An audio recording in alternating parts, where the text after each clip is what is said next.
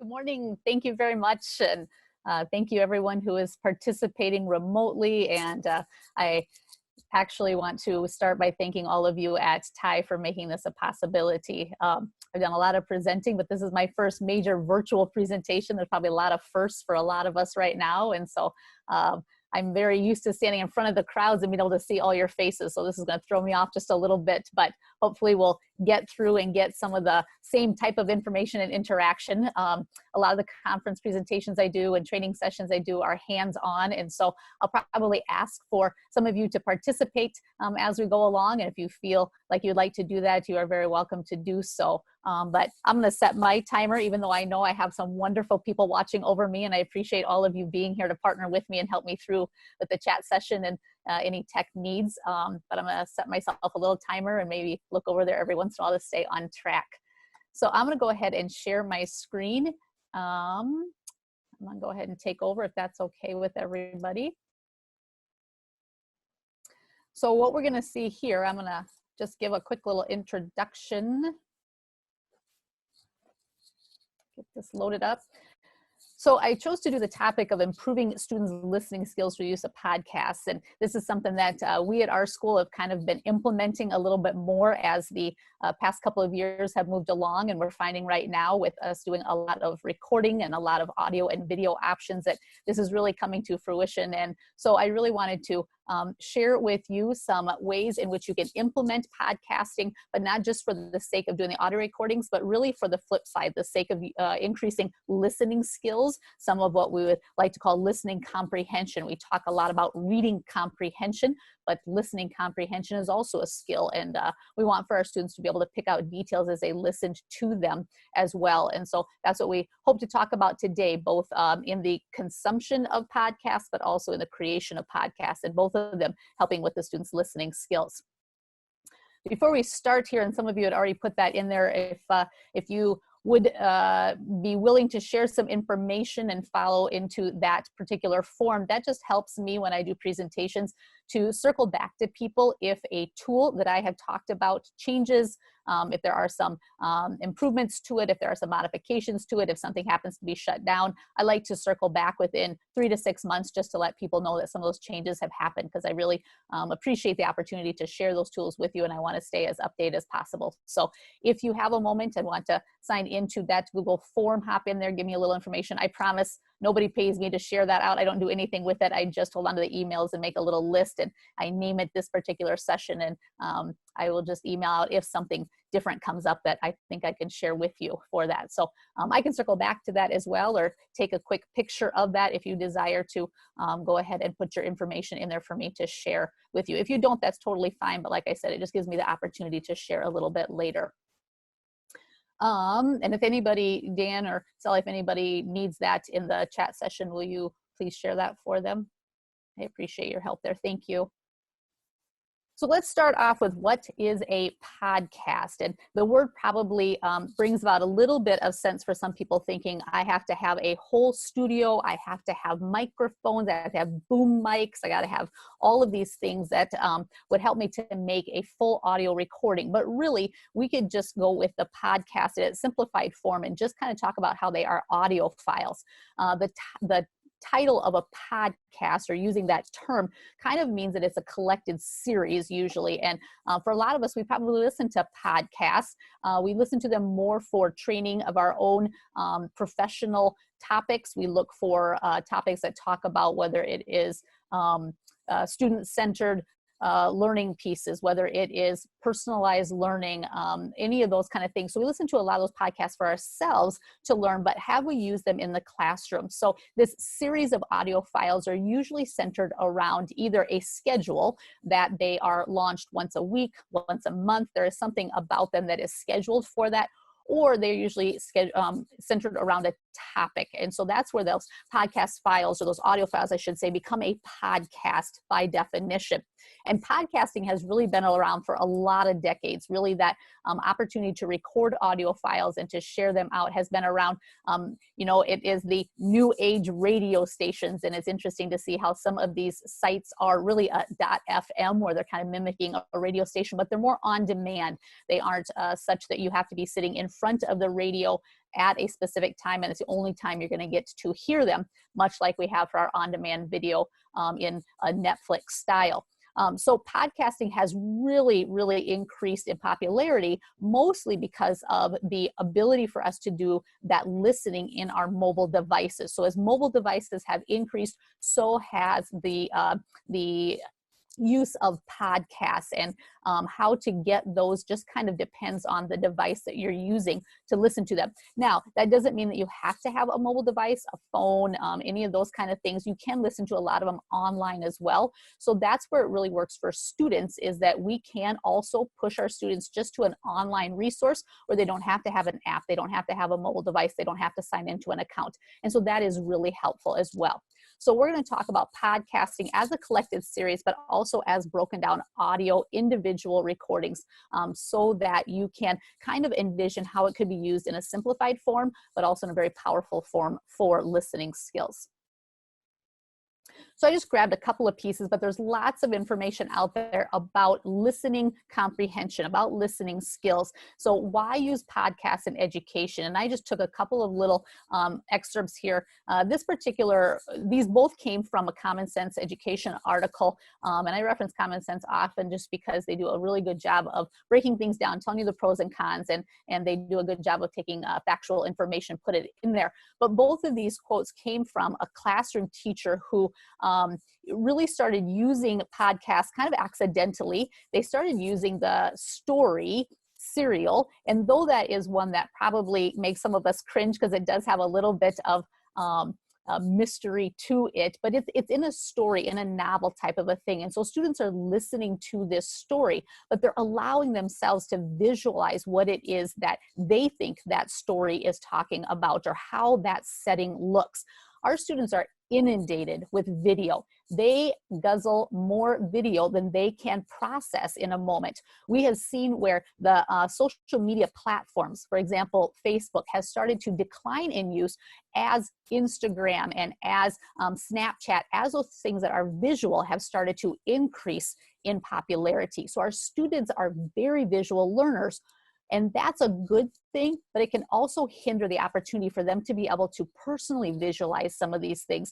And so that's where these listening skills, these opportunities to remove visual and make them go ahead and make their own assumptions or visualizations will really come into play. It's really the middle, in my opinion, between reading and watching, because they're going to get some transcripts. We're going to find that some of these podcasts and these audio recordings will also come with transcripts.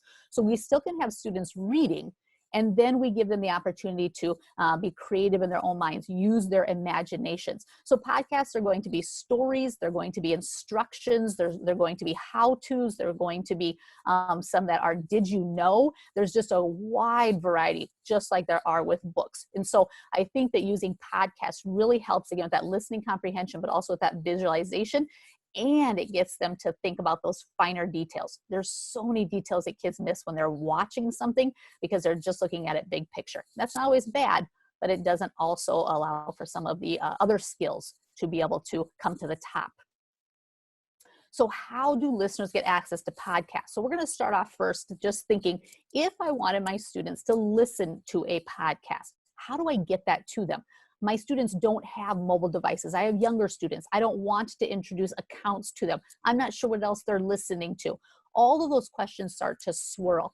So on the left-hand side here of the screen, I do have a list of apps and items that you would use, tools that would help them to listen to them if they were on their mobile devices. Because the ability for us to move and listen is really an enticing thing for a lot of people. They like to exercise while they're doing it. They like to walk. They like to listen to it in their vehicles. They like to be able to listen while they're also doing something else. And we think of the topic or the term multitasking. And for those who are very research-based and brain research-based, they're going to tell us that you cannot multitask.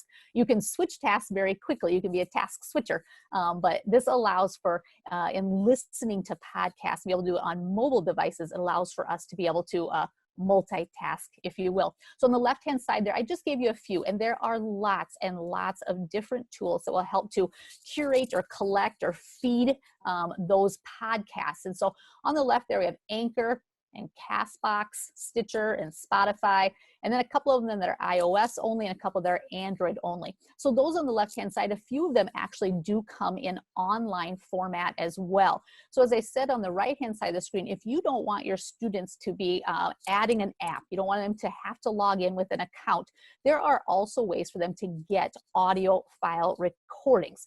The Anchor, Castbox, Stitcher, they all come as online tools as well. Now, they can listen to them on demand, and so I'm going to show you in just a few minutes how you can capture the URL for one specific audio recording within a podcast series, and then you can share that with your students.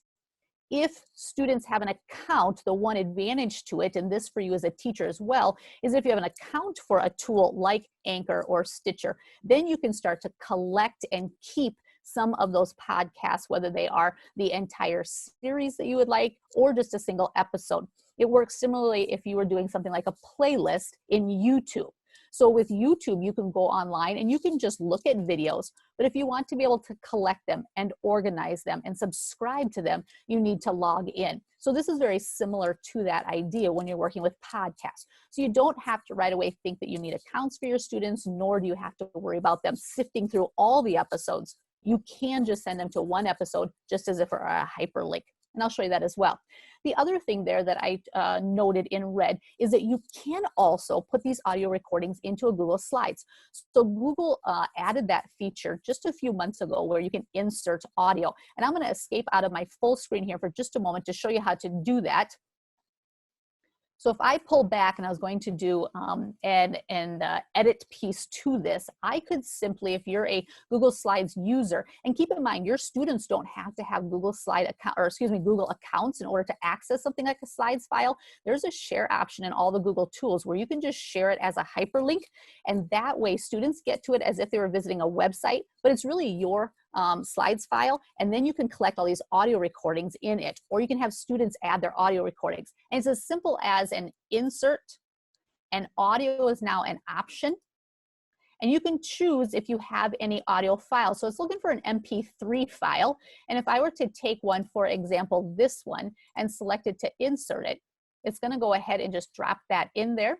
It's creating the audio, and we'll see how hard it pulls on it. Oh, not so bad there. So it's going to go ahead and create that, and it has that audio file put right into it. Let me see if I have, let me see if I have pulled on so you can listen to, I want to see if I have my sound coming on through that.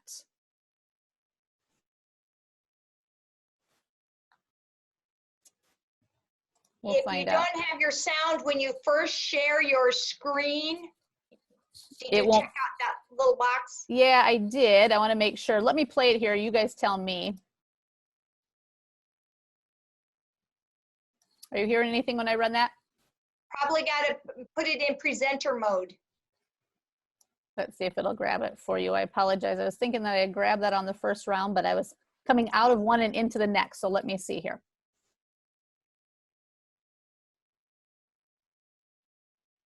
Are you guys getting the audio? No. All right. I'm going to stop sharing for just a moment, see if I can run that back here. There we go. There we go. I thought I had grabbed it. My apologies. Let me come back. So bad that you're crunching on the floor and throwing your computer out the window. We're on air, Jeff. So what should we talk about on our podcast? And why are we even doing a podcast if we don't know what we're talking about? I don't know what to say. Then don't. But we have to find a way to somehow say this podcast is about comedy and a bunch of other stuff. Well, maybe we should just start by telling them what our podcast is called. Oh, boy. Yep, you're right. Huzzah. So, guys, every time I talk, he says that. Oh, boy. Yeah, he says, oh, boy. So that's what we named our podcast. So this is a podcast, actually, I've been working with some students at our own school. And these are two students who wanted to start a podcast, and they are kind of a friend duo in the sophomore class, and the one has a very calm sense of humor, and he always, oh boy, and he kind of reminds us of Eeyore. And so in their friendship there, they kind of want to do a podcast about nothing.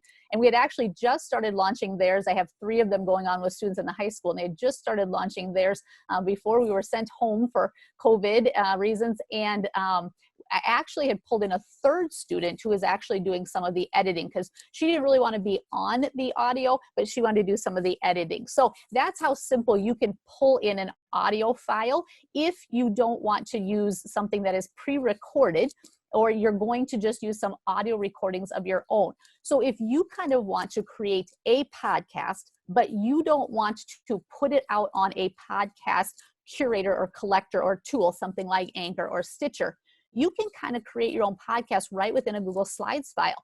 You can insert your audio recordings, and I'll show you how to get those audio recordings in just a moment, but it really can be as simple as a homemade podcast, if you will, whether it is collecting the students' recordings or your own recordings as a teacher. Maybe you're going to make a podcast where every week you're talking about the happenings of the classroom, or you're doing some readings to your students. So really a podcast can be a collection of your own personal audio files as well. So this is going to be an overwhelming slide, but this is one that's going to be for resource for you later on. And I hope that it really helps you to get a little bit of a handle on, if you will, the many, many podcast options that are out there. And just like with videos, we're very nervous about what is it that my students are going to hear or going to see if I send them to a site. And though we want to be able to read every book, listen to every podcast, and watch every video before we give it to students, we know that some of that is not going to be possible. So we're going to have to kind of graze through them. And so these sites that I gave to you here are ones that have kind of been vetted out through Common Sense. So you're going to see right here in the middle, these 16 great learning podcasts for the classroom. These are from Common Sense Media, or Common Sense Education. And I just split them apart. You're going to find these down in this link. I just wanted to note where I got them from. And they are going to be ones that are a little more trustworthy, if you will. They're going to be topics that are for your students at those appropriate grade levels that are going to be spoken in the languages for those students. And again, do recognize that those who create these podcasts are the ones who do assign the grade levels to them. So there could be some mixing. For example, if you have a 5th grader, you maybe could use some of the 6th grade information, and so on. You're going to notice that there are a lot of different topics. And again, some of them are going to be in story form. So if you're working on a topic that you're working with the different parts of a story, your beginning, your middle, your end, you're working with character development, any of those kind of things. These story podcasts are going to be wonderful for that. So the kids have to listen to those details. And the other wonderful thing, and I think that a lot of us are finding this now that we're recording ourselves a lot, we're finding that students who learn at different paces are going to be able to really take advantage of the opportunity for a podcast, because they can pause, they can back up, they can stop so that they can make some notes to themselves, and so on. And students are finding that with video as well. The other thing that they can do is they can speed it up a little bit. So I find that sometimes I talk really fast when I am just explaining something to people, but when I'm doing a presentation recording, I slow way down. Well, I find that some students say, please speed up. And so they have that ability to kind of have ownership over it as well. Down below, I gave you a few other options. And again, there are so many out there. These definitely are not the only ones. I'm just hoping that they're a start for you to kind of pique your interest, to get some ideas. But down at the bottom, I gave you some that are a little more broad. So NPR is wonderful. That is that public radio station, and it is wonderful. It has lots and lots of great topics, has some that are story hours, some that are instructional.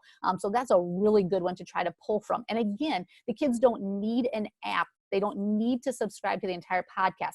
NPR has an opportunity, and it's an online tool for you to go ahead and grab just a sharing link, a URL, and you just put that into your learning management system. If you're using Google Classroom, if you're using Seesaw, if you're just using a Google Doc where you're just listing links for the day, if you're using a choice board, or you're using any of those kind of things, you can just put that link in there. It just becomes an audio file. And because most of them run online, they don't need to add any other tool that would process or render that audio.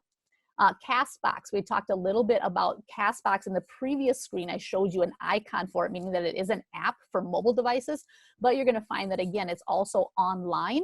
And so students can just use it through their devices at school if they're using Chromebooks or Macs or any of those type of full computer laptops. TED Radio Hour and TED Podcast in the center there. TED Radio Hour is actually a piece that is on NPR. You'll find that NPR also has some full podcasts, some different collected episodes there on there. So TED actually has one on there. If you haven't listened to a TED Talk before via video, hop on. Those are awesome. Those are great. They're succinct. They are well prepared. They give great information. So TED Talks has one that is on video. They have a piece where you can pull in some lesson ideas and some talking points for your students. They have a great education section as well, but they also have podcasts. And so you'll notice this here in the middle one where they have that available tool for students as well. So those are some options for you also. Far to the right are the ones I kind of want to show you here and click on in just a moment. Listenwise, I'm going to drop to the bottom first. Listenwise is really an exciting piece. And I encourage you that if you're looking for something where you can get some podcasts with some instructional material, mini quizzes, talking points, worksheets, that kind of stuff. Listenwise is a really nice tool. Now it's more of a format, it's more of a structured piece, and it is a pay tool. However, right now, as many are doing, it gives you a free version right now. And so you can sign up for 90 days for free. And I would really encourage it, especially if you're just starting with podcasts and you're a little concerned about what is it I'm sending my students to? How do I manage that information? Or what would I do on the backside while they're listening to this podcast? I think this would be a great introduction. And I've warned my own teachers, like, be cautious in what you're signing up for, because you're going to have to unsign up for it later on if you don't have budget to pay for it.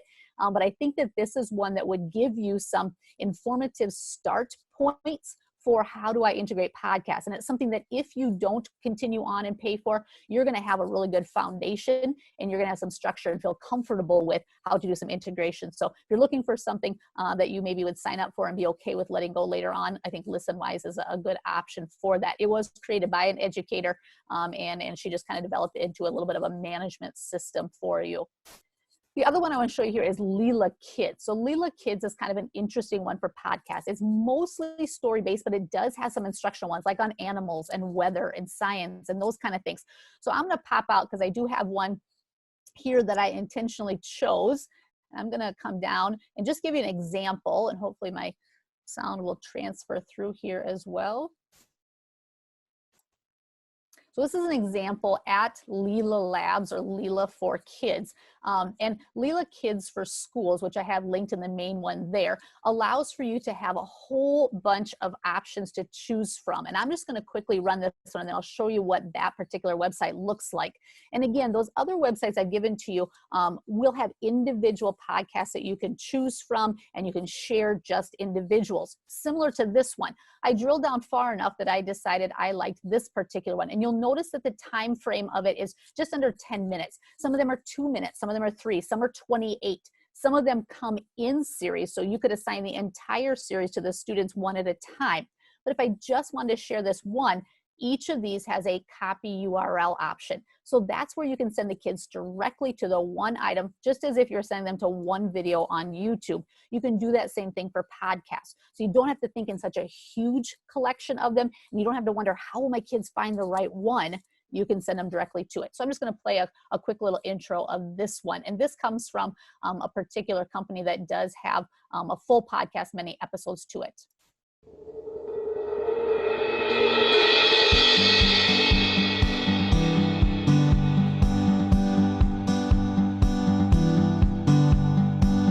Hello and welcome to Science is Funny. I am Private and joining me today is Skipper. I'm sorry that I've been gone for a long time. The reason for that is what we are going to talk about in this episode. I just turned 11 and I'm also in 6th grade in my elementary school, and it means I'm the oldest in the school, which I think is awesome. So thank you and let's start. Private, you have been gone a long time. Where have you been? Well, my family went to Walt Disney World in Florida, and when we came home, we had to get ready to start school. And as I said, 6th grade is awesome. So it goes on to talk about roller coasters and energy, and it talks about the word coaster, and it talks about friction, but it does it in a manner that kind of wraps into a story where she had gone on vacation for that. So this really is a student who does a podcast as a recording, but it's of a company, and so there's structure to it. And one of the things about having students doing episode after episode, if you can find a podcast that you like, is they start to recognize the characters. They start to get used to the cadence with which they speak. They start to get used to the vocabulary of it. They look forward to hearing from them next week or next topic. And so if you use individual podcasts, that's great too. But if you can find a series that you can use, that helps students to kind of connect with the characters or the speakers or the presenters, just like they connect with you as a teacher in the classroom. I'm just going to come backwards here just to show you where this came from in this particular website, because I think that there are a lot of websites that are helpful, and a lot of them finding, let's see if they'll launch back. Oh, there we go. So when you go to the link that I had directed you to there, this is the Lila Kids for Schools, and they do have some other various sections or sectors, if you will, for it. But the education one is going to split it. And you're going to notice this is by age. This is not grade, it is by age. And again, some of them are going to overlap, so you can look in the higher or the lower, but it gives you a general idea for some topics for them. So if I went to the 8 to 12-year-olds and I came down, you can see it, there are a bunch of different topics. And each topic is going to have a variety of a number. Some of them will have very few, some of them will have a whole bunch of them. But it gives you a little bit of separation in search so that you can look at some of them. And yes, there are some language learners. Again, kind of depends on the age level that you're looking for. But once you get into them, you can double click to get into one of those sections, and then it's going to show you a division here. You can either scan by episodes, so just individual pieces where then you can go into them and just share that one URL, or you can go into shows. So if you pick one episode that you like and you wonder, do they have a whole show, meaning they have a whole series of them where it's really become a podcast? You can go in and look under shows, and then you can decide, would I like to send my students to all of those and have them look at all of this series, or assign it one at a time through the week. So these particular ones, these 3 are in shows on the topic of math for 8 to 12-year-olds. So this one has 196 episodes, and its last episode was in 2012. So though that is a little older, we look at the topic of it and think, math doesn't change, though the way in which we apply it maybe does a little bit. But you can look at their last episodes, how many episodes they have, and then determine for yourself of the relevance of that. But again, you can do single episodes or by shows. And once I click in here, then I can choose the episodes as well. So again, that's just one of the resources that I had given to you. And that's a pretty easy one to start with, because those have been vetted out or looked at for them to be part of that particular website. I'm going to break for just a second. Sally, Dan, are there any questions I should be addressing? Yeah, Kristen, if you don't mind, there were a couple. One of them, at least the last one, is Lila Kids free? Yes, yes it is. Awesome. Okay, thank you. There was a couple, I've been trying to kind of document them to hold them, a couple, and they maybe got answered through the chat, but one was, will the audio work with the Google Documents? And can you load the podcast into a Google Classroom? Yes and yes. So I'm going to show you next how to do some of the recordings. And yes, Google Classroom will take audio files. The best thing to do, especially if you're using Google Classroom, will be to store them in Google Drive and then just use them as an attachment like you would if you were given a presentation or any of those kind of things, if you just want single files of an audio recording. But yes, it will. And there, again, if you stick with the MP3 format, that's probably the best overarching. The WAV, the WAV files are pretty good, but they're a little bit larger. So MP3, though the audio output won't be quite as good, it's a little more compressed. So you find that the file size of it is a little bit better for that. Anything else so far so good? Great. That's all I've seen. Okay, keep them coming. I'm gonna move on then, thank you.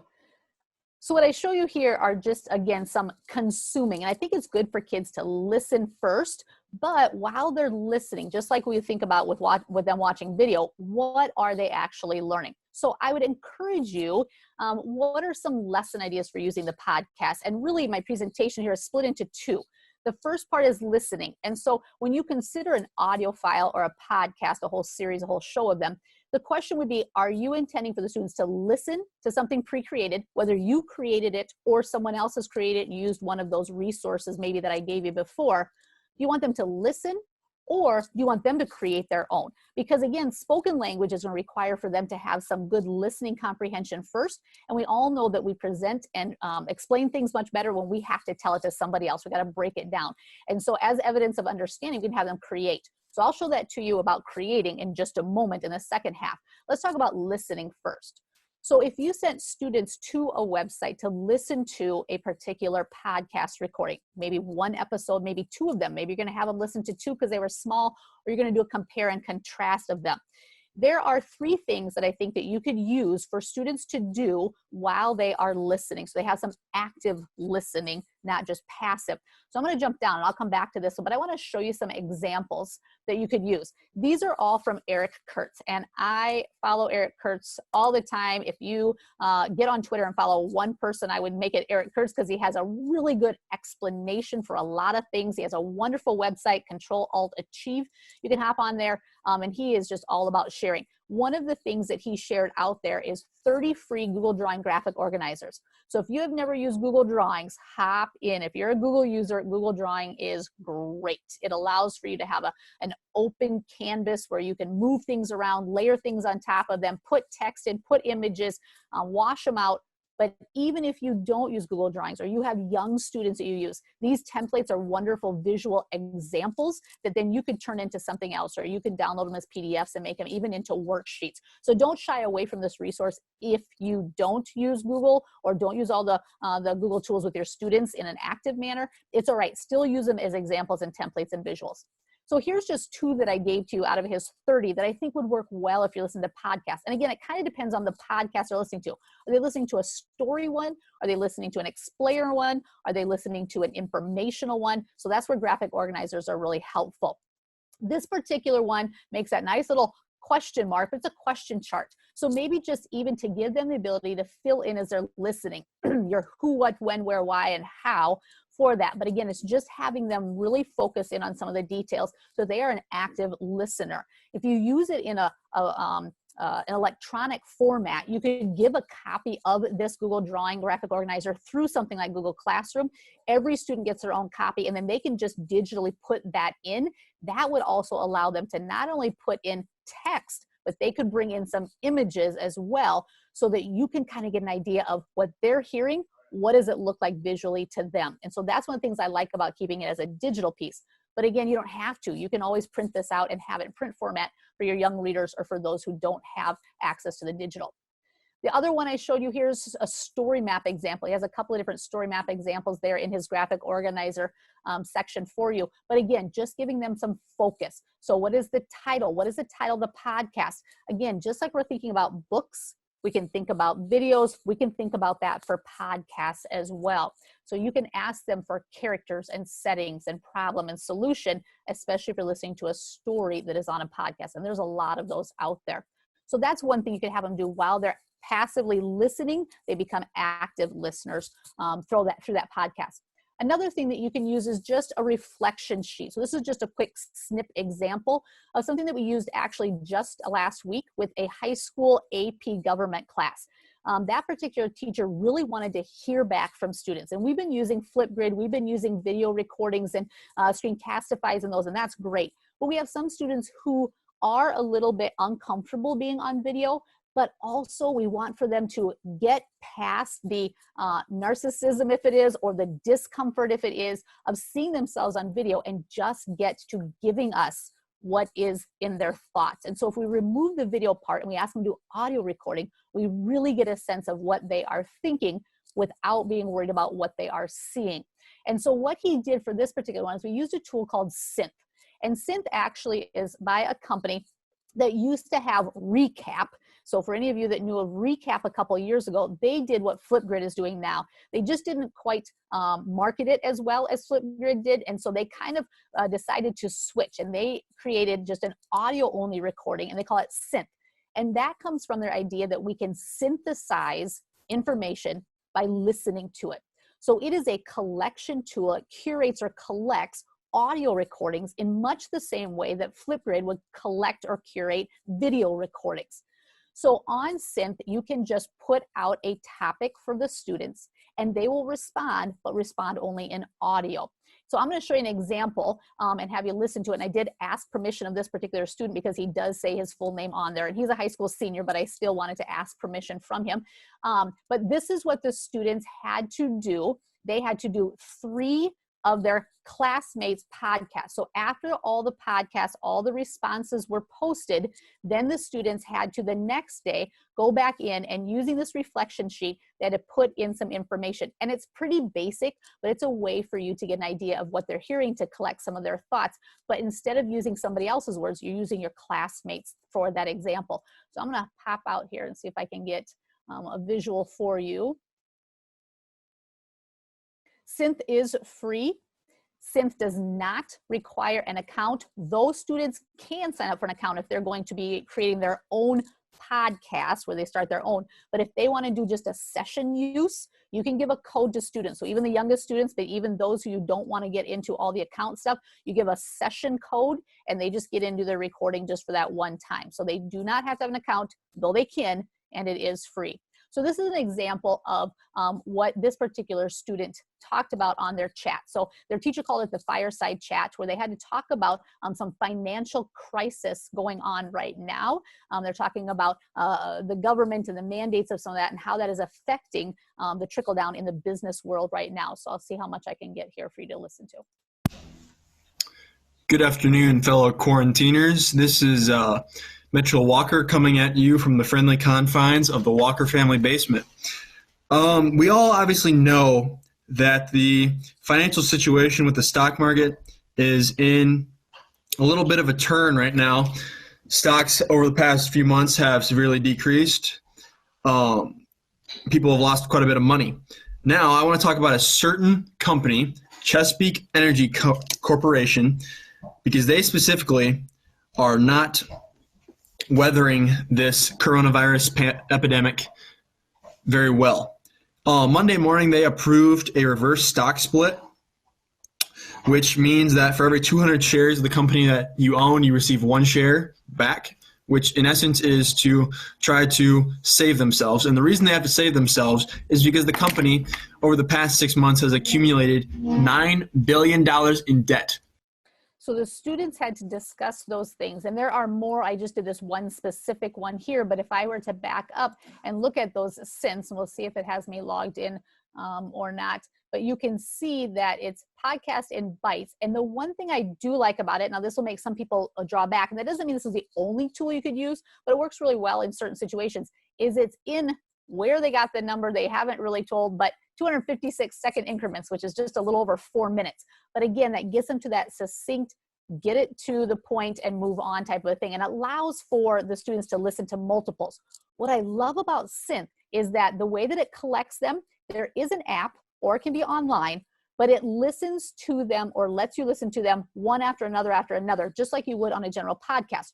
So if you as the teacher want to listen to them while you are, dare I say, exercising, running, getting groceries, whatever, you can listen to them and it will go from the next to the next to the next. So you can hear all those students in succession. Same thing for the students as they go back and listen to them. There is a moderate option. So if you're worried about what they're going to say, there is that option within the tool so that you can click on it to moderate, meaning that you have to hear them first before you approve them for others to hear them. So that's one tool. So again, back to what do I do with the students while they're listening? So we talked a little bit about graphic organizers. You can just do a podcast reflection type of format, just in a general Google Doc if you would like.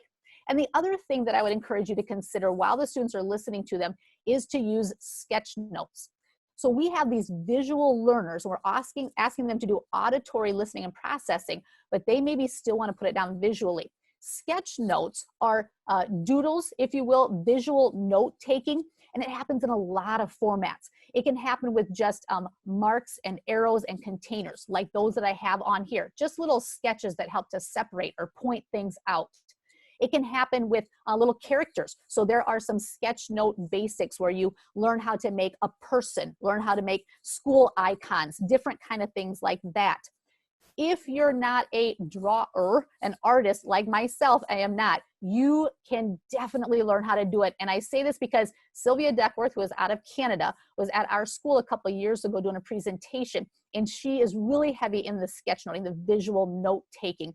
And she gave a great 30-day, I believe it was, one per day training session, just 2 to 3 minutes of little videos, Sketchnote Fever. You can hop out there and you can watch each of her videos, and it step by step takes you how do I draw a school in Sketchnote style? And you think you can't do it until you start watching. You're thinking, wow, she just pulls it apart into different little pieces.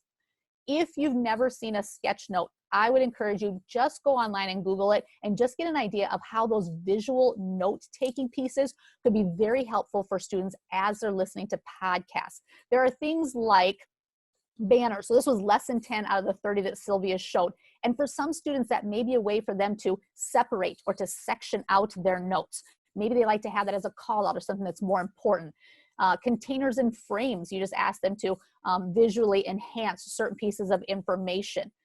There are arrows and bullets and dividers, but more than that in there, there are pieces to show different images of, like I said, there are holidays and there are letter designs. And that doesn't have to be for everyone to use sketchnoting, but to offer that opportunity to students and give them some examples, I think is another wonderful way for you to be able to have them be active listeners. So how do I create a podcast or even an audio recording? It's great that I have some that students can listen to, but what if I want to make one? I want students to make one. So you're going to want a tool that is going to help you record your audio.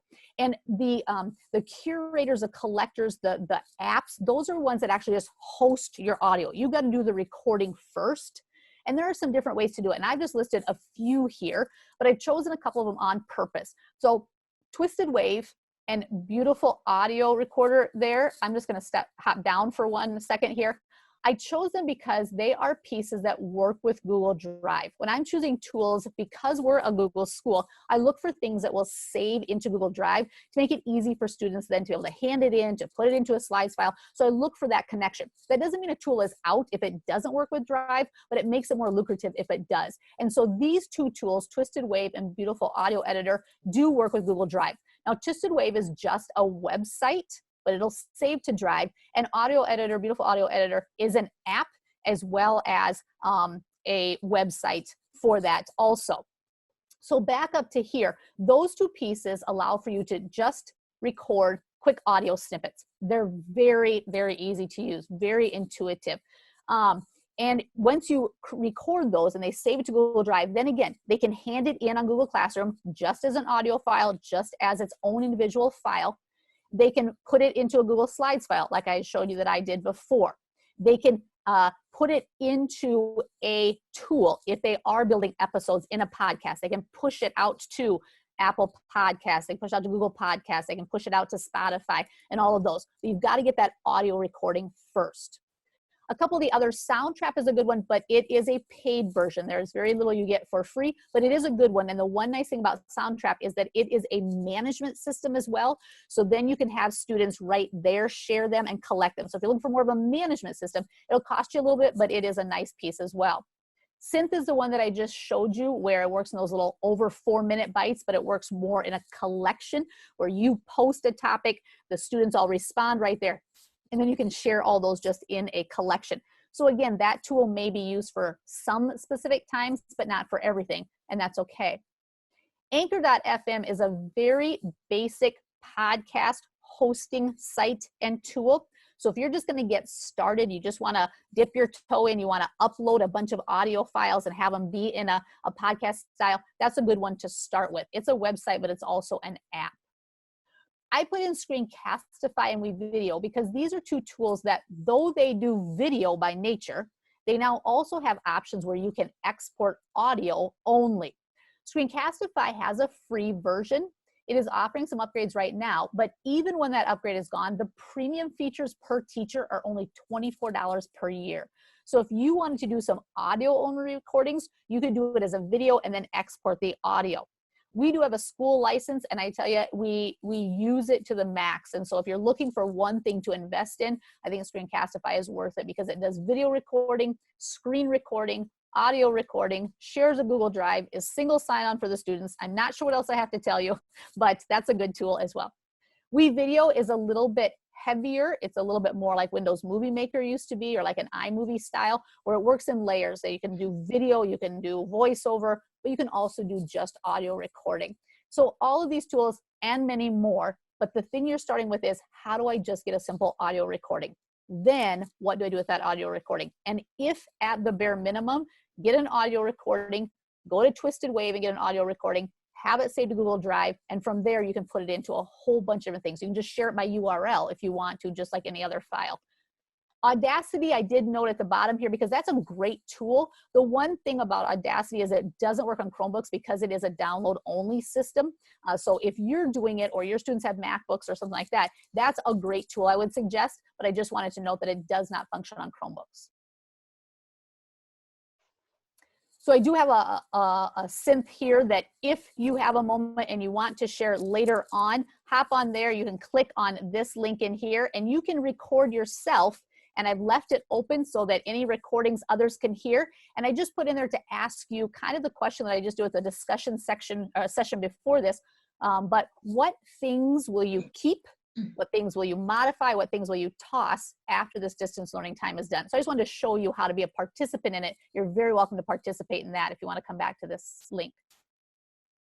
These are a couple of student-created podcasts. Like I said, I've been working with 3 groups of students. And the first group started off as 2 boys, high school boys, who saw me walking through our hallways with my podcast microphone. And really, I was only using it because I had some Spanish-speaking students, so we're going to do some recordings.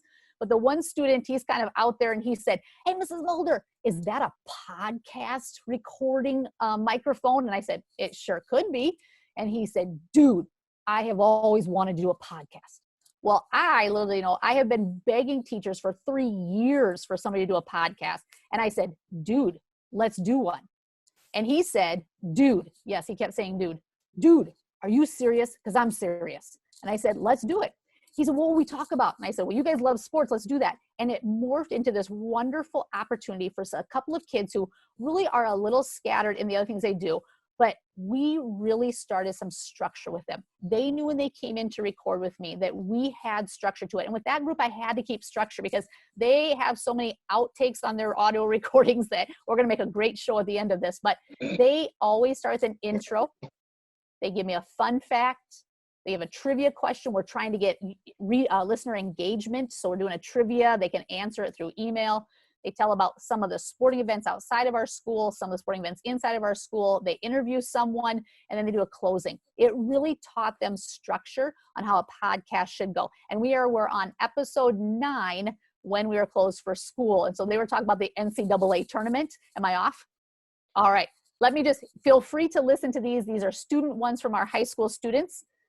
I'll just drop down. This is where we record. We are blessed to have a room for it, but here's our little microphone. Here's our little seats, our interview people. And that's really, you just need a microphone, and you can even use your microphone on your earbuds as well. So the last thing that I would encourage you to do, check out this particular podcast. Travis Lape and Lisa Norris out of Harrisburg High School have been doing a Teach Out Loud podcast. They are interviewing people from around the state and around the area, and they're just doing a wonderful job of getting the voices of our people out there. So if you have time, go ahead and listen to that.